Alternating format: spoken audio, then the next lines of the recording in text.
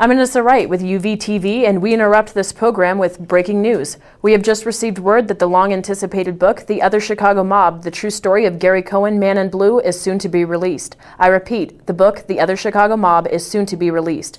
This according to informed sources who prefer to remain anonymous. Now back to your regular scheduled program, the interview with Gary Cohen and Verne Elliot Glassman.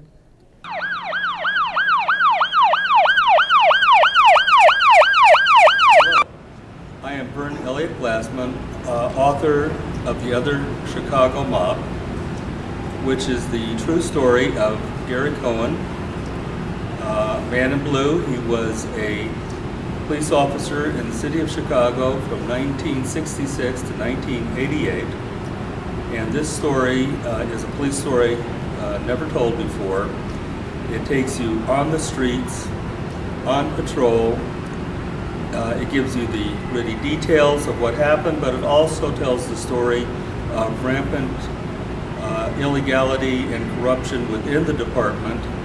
And as Gary says in the book, he had his share of that illegality.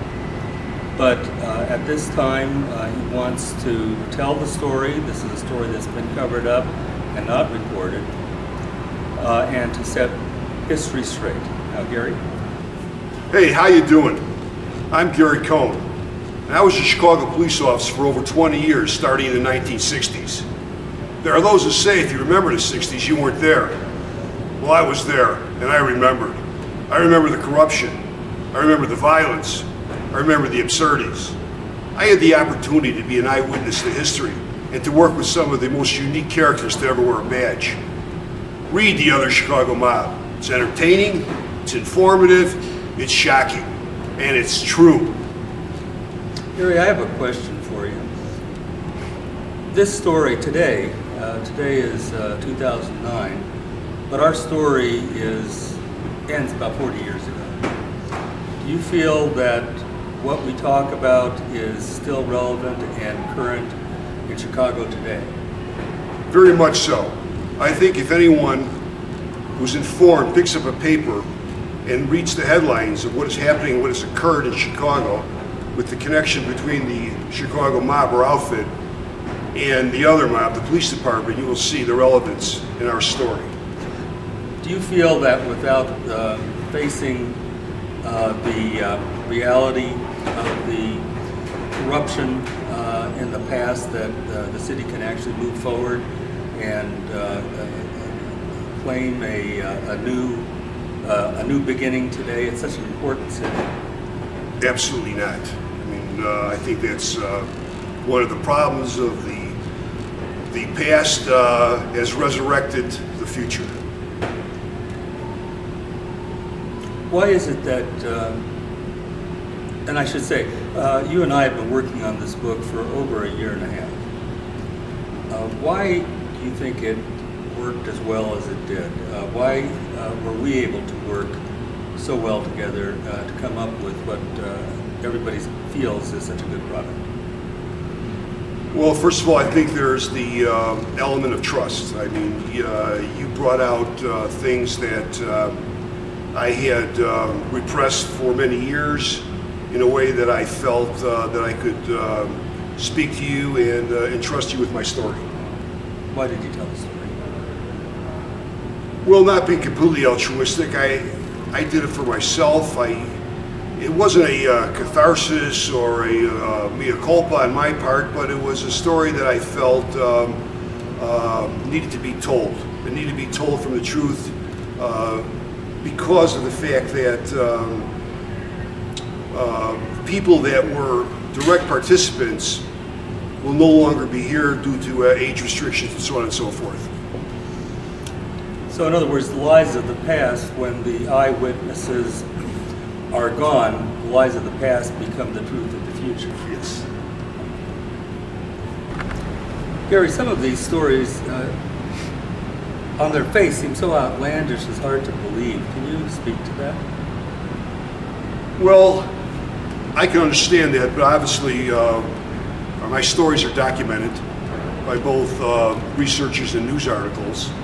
And of course, my own first-hand eyewitness account. which again is corroborated,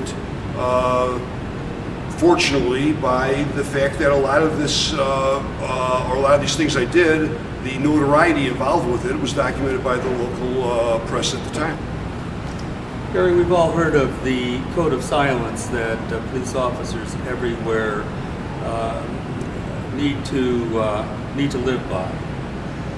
Yet you've broken that. Can you speak to that? Yeah, I don't think, I think it's obvious that I don't think I broke it while I was working. I mean, now 40 years later, with the circumstances being different, and many of the people and statute of limitations having run out, I think that I could freely talk about what had happened without jeopardizing or putting someone in undue harm, either myself or someone else. But are there those that you work with who will not take kindly to you airing out this dirty laundry? Oh, without a doubt. I mean, you know, there's obviously the valor and the dedication of the police officers, even at that time, or I shouldn't use the word even, but at the time during the 60s. And there are those who are just out and out corrupt. And I'm sure they're not going to like to hear what I have to say, but it's just too bad, I guess. The title of our book is The Other Chicago Mob. Can you comment on why that is appropriate? Yes, Verne. In Chicago or elsewhere, there are those who are familiar with the mob or the outfit. But in our book, we know that the police are there to serve and protect. But we have a chapter called To Serve and Collect. And if you read that, you'll understand where I'm going with this. Gary, I'd like to even further expand on that. It sounds to me that the police department was essentially an organized criminal enterprise, and that the participation was vast within the department. Can you give us some details? Well, of course, I can only speak for what I know and what I've seen, but I'm basing my experience that in my career on the police department, I wasn't stationed in one area. I had the opportunity, and I worked citywide, I worked many districts, I worked many units. And in those early days, it seemed that everyone had their own little niche for alternative revenues. I mean, the traffic guys made traffic stops. They made money off of motorists. There was tow trucks that drivers that were paid off. There were shakedowns of taverns. Everybody, or most everyone that worked, I shouldn't say everybody, but most everyone worked, had their own little side business. And many people, when they entered the force, they entered it with the idea that they were going there to make money. Well, let me ask you, if this was not okay with you, say you entered with altruistic reasons, you wanted to serve, protect, to help, and you found yourself in this situation, what could you do? Well, I entered the police department being an idealistic 20-something-year-old, not naive to the street, but naive to the workings of the police department. But once you found out what the score was, and that most people were on the take, and that you were partnered up with someone, you could very, very well not say, I don't want, or I don't want to be a part of this, because how could you work as a lone entity, answering calls, going down those dark alleys with men with guns with no backup? And remember, the people I worked with, this wasn't your corporate 500 company. These people were armed, and they had their own agenda to protect. They didn't hold a gun to your head and say you have to stay there and participate. That's quite right. Your alternative was to quit. And in spite of what was going on, I didn't quit. And I think I believed, as many other young people that entered the force at the time, that a lot of what you were doing wasn't really criminal. It was the norm. It was par for the course at the time.